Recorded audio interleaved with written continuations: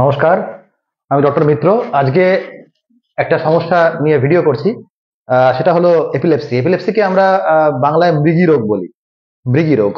তো এপিলেপসি একটা neurological disorder, একটা স্নায়বিক সমস্যা।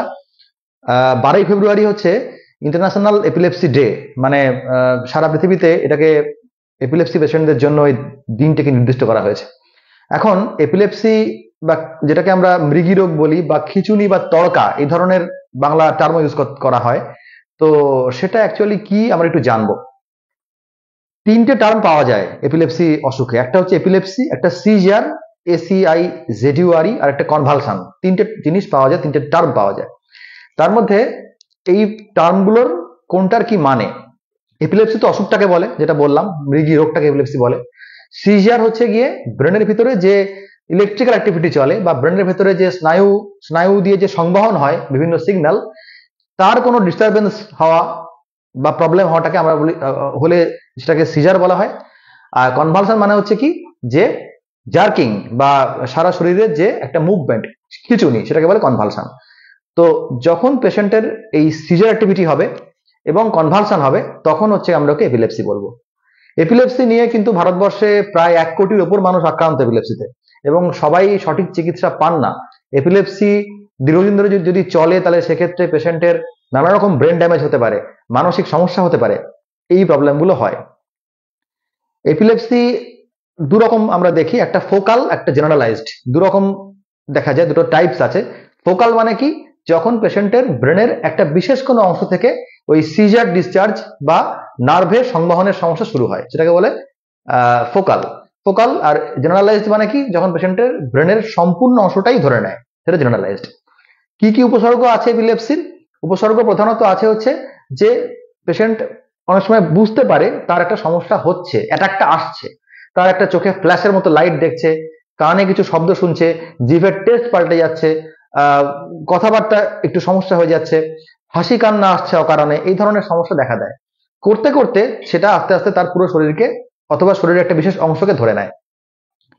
হতে পারে যে তার হাত এবং পায়ের কোনো মুভমেন্ট হচ্ছে, তার ফেসের মুভমেন্ট হচ্ছে, তার জিভ দিয়ে ঠোঁট চাটা, চিবানো, হাত এবং পায়ের নাড়া, সেগুলো, চোখ পিটপিট করা, অনেক সময় স্টেয়ারিং লুকস মানে সোজা হাঁ করে তাকিয়ে থাকা, যেখানে তার দেখা যাচ্ছে তার চোখে কোনো পলক পড়ছে না। এই ধরনের সমস্যাগুলো কিন্তু এপিলেপসিতে হয়। এবং খুব সিভিয়ার বা খুব খারাপ হলে পেশেন্টের কিন্তু কনভালশন হয়, অর্থাৎ সারা শরীর যেন খেঁচে মনে হয়, পা এবং হাত দুটোই, সমস্ত জয়েন্ট খিঁচুনি হয়। এই হচ্ছে এপিলেপসির উপসর্গগুলো। সাধারণত আমরা পেশেন্টদের বলি যে একটা ভিডিও করে রাখুন, পেশেন্টদের বাড়ির লোককে বলি ভিডিও করে রাখুন, যাতে আপনারা ডক্টরের কাছে গেলে সেই ভিডিওটা ডক্টরকে দেখাতে পারেন। তার কারণ কোন ধরনের এপিলেপসি হচ্ছে, ফোকাল, জেনারেলাইজ না কি, সেটা কিন্তু বোঝা যায় না অনেক সময়। পেশেন্টের বাড়ির লোকের হিস্ট্রি নিলেও বোঝা যায় না। সেক্ষেত্রে আমরা ওই ভিডিও দেখে বুঝতে পারি যে পেশেন্টের কোন ধরনের সমস্যা হচ্ছে এবং সেই অনুযায়ী চিকিৎসা করতে পারি। এপিলেপসি যে কোনো বয়সে হতে পারে। এর কারণ প্রধানত আমরা দেখি যে একটা তো ব্রেনের কিছু জেনেটিক ডিসঅর্ডার, আরেকটা কারণ হতে পারে অন্যান্য কিছু সমস্যা, যেমন যদি সুগার ফল করে যায়, যদি সোডিয়াম পটাশিয়ামের লেভেলের প্রবলেম হয়, যদি তার কোনো হেড ইনজুরি থাকে, যদি তার কোনো রকম ব্রেন টিউমার থাকে, তার যদি পাস্ট হিস্ট্রি অফ ইনফেকশন থাকে, যেমন মেনিনজাইটিস, এই ধরনের কোনো ইনফেকশন থাকে, যদি তার কোনো স্ট্রেস থাকে, তখন এপিলেপসি সমস্যা আসতে পারে। এটা কিন্তু আলাদাভাবে কোনো এজ গ্রুপ নেই বা কিছু নেই। এটা এপিলেপসি আমরা যখন এপিলেপসি যখন আসে, তখন কিছু কিছু ট্রিগার ফ্যাক্টর দেখা যায়, কিছু কিছু সমস্যা। যেমন পেশেন্ট অনেক সময় বুঝতে পারেন যে এই প্রবলেমের মধ্যে পড়লে আমার অ্যাটাক আসছে। যেমন যদি ঘুম কম হয় অনেকদিন ধরে, যদি পেশেন্ট যদি স্ট্রেসে থাকে, মানসিক চাপে থাকে, যদি ঠিকঠাক তার শারীরিক যদি পরিশ্রম হয় এবং যদি তার শারীরিক বিশ্রাম ঠিক মতো না হয়, তখন কিন্তু আমরা দেখি এপিলেপসির অ্যাটাক হওয়ার সম্ভাবনা বেশি। এপিলেপসি প্রধানত কিন্তু ক্লিনিক্যালি ডায়াগনোজ করা হয়, অর্থাৎ ডক্টর হিস্ট্রি শুনবেন, পেশেন্টের সমস্যাগুলো শুনবেন পেশেন্টের বাড়ির লোকের থেকে, কারণ অনেক সময় পেশেন্ট নিজে অচেতন থাকে বা সে বুঝতে পারে না, কিছু বুঝতে পারে কিছু পারে না। হিস্ট্রি শুনবেন এবং তারপরে যেটা বললাম, ভিডিওর দ্বারা আমরা দেখতে পারি যে কি ধরনের এপিলেপসি আসছে। এপিলেপসি যদি পেশেন্ট যদি নিয়ে আসে সমস্যাগুলো, আমরা কিছু কিছু পরীক্ষা নিরীক্ষা করতে দিই, কিছু ব্লাড টেস্ট করতে দিই, ব্রেনের ছবি করা যায়, সিটি স্ক্যান, MRI, EEG, এই ধরনের ছবি করা হয় ফর ডায়াগনোসিস, যে তার কোনো রকম সমস্যা ব্রেনের ভিতরে আছে কিনা দেখবার জন্য, যেটা এপিলেপসি জন্ম নিতে পারছে। মনে রাখতে হবে যে EEG, CT, MRI সব ধরনের রিপোর্ট নর্মাল হলেও কিন্তু এপিলেপসি হতে পারে।